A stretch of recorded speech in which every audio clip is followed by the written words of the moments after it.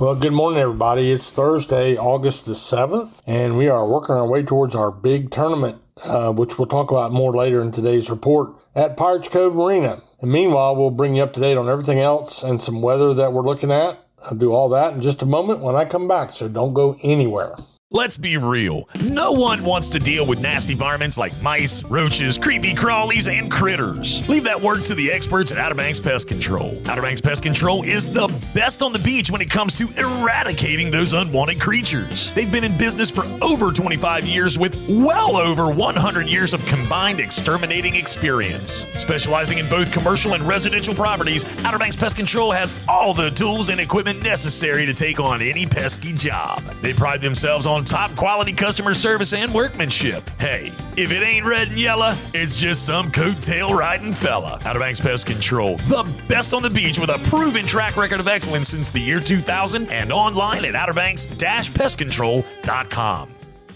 Hi, I'm Captain Jay Cudworth of the Kokomo with Paradise Dolphin Cruises at Safe Harbor Marina in Wanchese. I want to invite you to take a ride out on the Roanoke Sound to see the majestic bottlenose dolphins up close. As a native, I'll be telling you stories from these waters as a boy growing up in Wanchese. Nature and history have combined to make this area unique, and I love sharing this special place with special people. So come on aboard with me and my crew and experience the real beauty of the Outer Banks. For more information, go online to ParadiseDolphinCruises.com. Again, this is Captain Jay. I look forward to seeing you soon.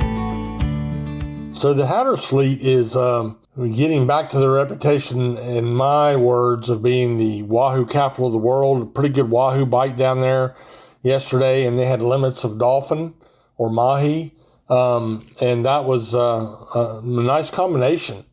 Two kind of different fish in the way they fight, the way they look. The dolphin will jump out of the water. The mahi, in other words, will jump out of the water. The wahoos are fast and streak like a bullet. They will also jump on strike out of the water. So good eating fish, really as good as it gets, in my opinion, those two. And then they had a few sailfish down there in their catches as well. Did not get a near short report from them, but they've been doing a little bit of bottom fishing, catching some sea bass, and doing a little bit of amberjack fishing, and then, of course, the Spanish mackerel and bluefish in closer to the beach. Out of Oregon Inlet, which is the next stop on our Around the Outer Banks tour today, a good dolphin bite to the south, according to Captain Dickie Harris on the Fantastic out of the Oregon Inlet Fishing Center. Dickie said you'd come out of the inlet and hung a right and went way down there. Well, many of our listeners might as well say, like right straight off of almost Buxton. But we're talking about 30 or 40 miles offshore. Good dolphin bite down there. Most everybody got a limit of dolphin. And then if you came out of Oregon Inlet and hung a left and you went to the northeast, it was a good white marlin bite. And we had a lot of boats with multiple flags. We're glad to see this because the white marlin bite, those fish have been out of the area for a couple years now. A good example would be Carl Helmkamp on the Fistful. Out of Pirates Cove, he had 5 white marlin flags in his riggers, and there were others with 2, 3, and 4. So that's really good, especially when you have a billfish tournament coming up starting on Sunday. Plenty of Spanish mackerel and bluefish in the inlet and in the channel for those guys. Now, when we move on to the pier and surf report, this drum bite has been widespread, different sizes, a lot of variety in sizes, and a lot of different places that they're biting. But mostly this is a pier bite, and seems like it's mostly Oregon Inlet North, although there's some south of Oregon Inlet, no questions asked. But it's a good drum bite, and there are some big bulls, 45 inches and above, but there's mostly yearlings and slot-sized drum. So all that is really, really good. And then it's a little bit of other stuff going on. Jeanette's Pier also had some spots and some pinfish, and they had that in 77-degree water, which that gives you an idea. That's a good midpoint on the Outer Banks, and that's where the water temperature is for them. In the surf, there's been a continued good bite down in Avon on bluefish and Spanish mackerel, sea mullet, and pompano. And thanks, by the way, to Tony Lombardi of WalkingAngler.com for giving me all this walking, wader information. In other words, places you can fish without a boat. WalkingAngler.com, good place to learn about all that. And up on the North Beach, mixed drum, meaning just about every size range. They also had some spots and bluefish. So we'll take a moment and we'll come back with a new twist to our backcountry report. I'll do that in just a moment. Ahoy there, folks. Captain Edward Lee here, and I want to invite you aboard the Miss Oregon Inlet 2. She's a modern 60-foot headboat outfitted with the latest top-quality safety and fishing equipment. We make 3 trips per day out of the world-famous Oregon Inlet Fishing Center. Visit MissOregonInlet.com or call us today at 252-251-4314. So ditch the beach for a bit and set sail with the Miss Oregon Inlet 2. So as we talk about what's going on around the inlet and in the sound, I want to talk a little bit about the 11th annual Miss Oregon Inlet Headboat Youth Tournament that happened on Monday. Past Monday, they did 2 groups of kids, and this was their largest tournament to date. My grandkids have been on that and loved it. 90 kids fishing. They divided them into 2 groups. One group, the 6 to 10-year-olds went in the morning, and the 11 to 15-year-olds went in the afternoon. And they had great fishing, had a lot of fun, and they were fed. Really nice spread of food.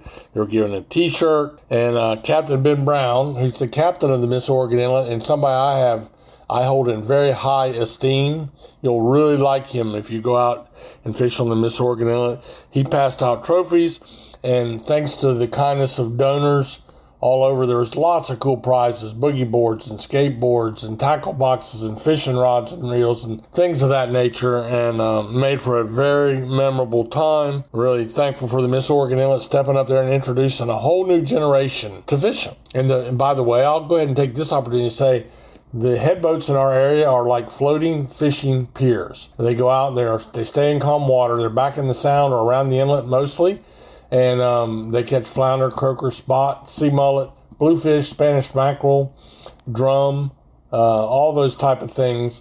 And it is a half-a-day trip. A great way to introduce kids or anybody really to fishing. So very affordable. Keep it in mind. Go visit one of our local headboats like the Miss Oregon Inlet. Also, still a good drum bite in the sound. I heard some limits of trout for the guys over on the Hatter side yesterday, so that fishing remains good and widespread. And there are some big ones back there, especially in that night bite in the sound. And finally, a really interesting update from the 52nd Ocean City White Marlin Open Tournament out of Ocean City, Maryland. This is day 3. 143 of the 282 boats went fishing, trying to whack up this $7.3 million in prize money. It's really the biggest tournament on our East Coast. Big Rock is right there with it, but both of those are big money, a lot of participation, and it's a gamble. But we did finally weigh a white marlin. That's where the big money is in that tournament, is for the white marlin. Before that white marlin was weighed, the Barber B and my friend Hunter Blunt were standing to win $4.5 million. But when the white, and that was for a 929-pound blue marlin.